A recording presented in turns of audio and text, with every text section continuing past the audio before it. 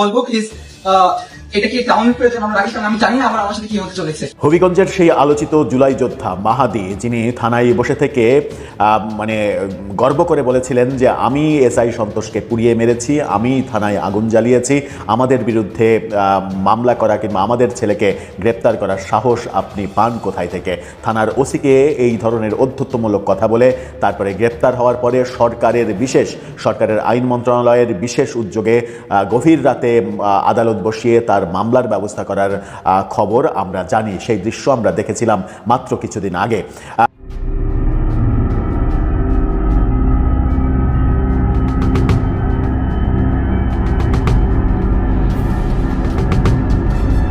শেষ হলো 18 মাসের এক ত্যাগের পথ চলা। সংস্কারের স্বপ্ন আর নতুন বাংলাদেশের অঙ্গীকার নিয়ে যে যাত্রা শুরু হয়েছিল তার সফল সমাপ্তি। নতুন সরকারের শপথের মধ্য দিয়ে দায়িত্ব বুঝিয়ে দিয়ে বিদায় নিয়েছে অন্তর্বর্তী সরকার। জামাত এনসিপির জন্য বিরাট সুখবর দিলেন পিনাকি ভট্টাচার্য। জামাত শিবিরের বাইরে আপনারা প্রস্তুতি নিন, আপনাদের সামনে অপার সম্ভাবনা, আপনারাই আগামীর ভবিষ্যৎ, আপনারাই ক্ষমতায় আসবেন এবং সেটা টেকসই হবে। বিএনপি যেভাবে জুলাইয়ের সাথে গাদ্দারি শুরু করেছে, 2 নম্বরই শুরু করেছে, প্রতারণা শুরু করেছে, ক্ষমতায় আসার সাথে সাথে শপথ নেওয়ার আগেই ঝামেলা বাজিয়ে দিয়েছে। প্রিয় দর্শক, আসসালামু আলাইকুম ওয়া রাহমাতুল্লাহ। আশা করি সবাই ভালো হবে, সুস্থ আছেন। স্বাগত জানাচ্ছি আমাদের আরো একটি নতুন ভিডিওতে। সুপ্রিয় দর্শক, যত বড় লোক নয় তত বড় কথা বললে আপনি বরাবরই ফেসে যাবেন। সুপ্রিয় দর্শক, সেই আলোচিত মাহাদি, যাকে নিজেকে সে জুলাই যোদ্ধা হিসেবে পরিচয় দেয়, সুপ্রিয় দর্শক, সেই আলোচিত মাহাদি কিছুদিন আগে সরাসরি থানায় গিয়ে তাদের কর্মীকে গ্রেপ্তার করায় সরাসরি সে থানায় গিয়ে পুলিশকে স্বীকারোক্তি দিয়েছিল যে সে পুলিশ সদস্য ওসি কে থানায় ফুরিয়ে হত্যা করেছিল।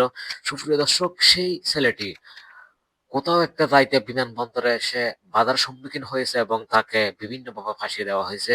সুপ্রিয় দর্শক, যে এত বড় লোক নয় তত বড় কথা বললে এভাবে ফেসে যায়। আমরা চলুন আসলে তার সাথে কি ঘটেছে সেই সম্পূর্ণ বিস্তারিত আলোচনাটা দেখে আসি। তার আগে আপনাদের প্রতি আমাদের একটা ছোট্ট রিকোয়েস্ট, যারা আমাদের চ্যানেলে এখন নতুন, চ্যানেলটি সাবস্ক্রাইব করবেন এবং সাথে থাকার জন্য অনুরোধ জানাচ্ছি।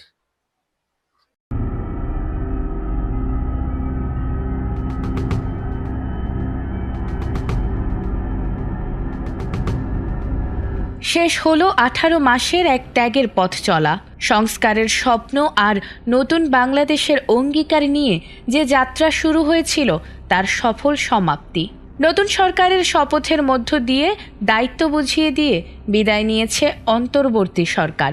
জাতির উদ্দেশ্যে দেয়া শেষ ভাষণে প্রধান উপদেষ্টা অধ্যাপক মোহাম্মদ ইউনূস এক নতুন দিগন্তের কথা শুনিয়েছেন। তিনি বলেছেন, ত্রয়োদশ জাতীয় সংসদ নির্বাচনের মাধ্যমে বাংলাদেশ এক নতুন গণতান্ত্রিক অভিযাত্রায় পা রাখল। এক ঐতিহাসিক সন্ধিক্ষণে দাঁড়িয়ে দেশ ফিরে পেল তার কাঙ্ক্ষিত গন্তব্য।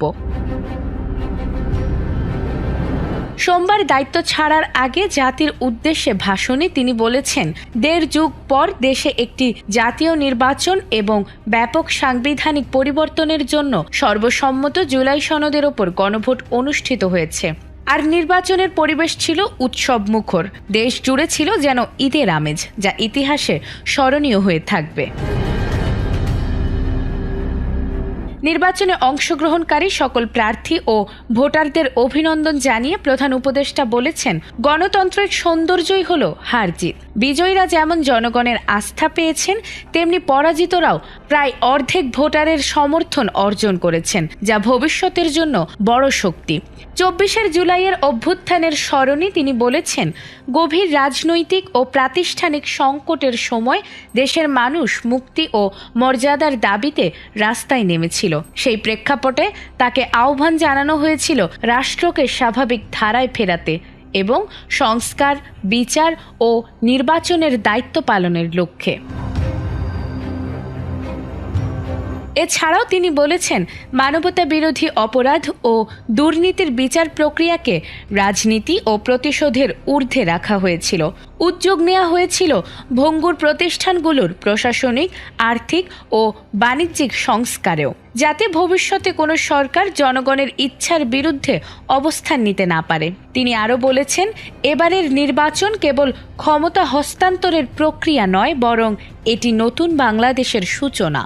এই পরিবর্তনের পেছনে জুলাইয়ের আন্দোলনে অংশ নেয়া তরুণ তরুণী, শহীদ ও আহতদের অবদান গভীর কৃতজ্ঞতার সঙ্গে স্মরণ করেছেন তিনি।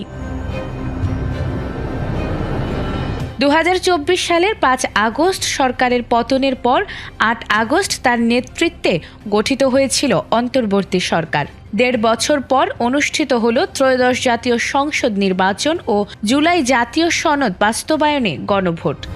নির্বাচিত সংসদ সদস্য ও নতুন মন্ত্রিসভার শপথের মধ্য দিয়ে আনুষ্ঠানিকভাবে শেষ হয়েছে অন্তর্বর্তী সরকারের দায়িত্বকাল এবং শুরু হচ্ছে বাংলাদেশের গণতান্ত্রিক যাত্রার নতুন অধ্যায়। নাজমুন নাহার জান্নাত, এটিএন। জামাত এনসিপির জন্য বিরাট সুখবর দিলেন পিনাকি ভট্টাচার্য।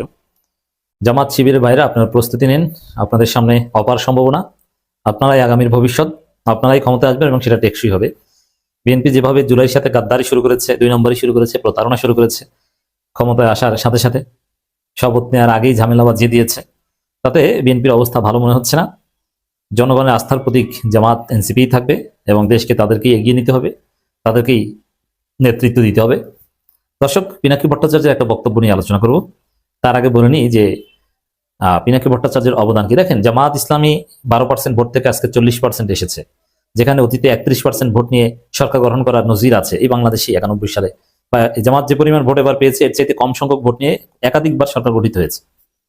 তো সেখানে জামাত সরকার গঠন করার মতো ভোট অলরেডি অর্জন করেছে এবং 1 লাফে এতদূর এসেছে। 1 লাফে একদম পিকে ওঠা এটা ভালো না। ঝড়ের গতিতে যা আসে ঝড়ের গতিতে শেষ হয়ে যায়। এই জন্য জামাত যেভাবে ধারাবাহিকভাবে এগোচ্ছে এটা ঠিক আছে।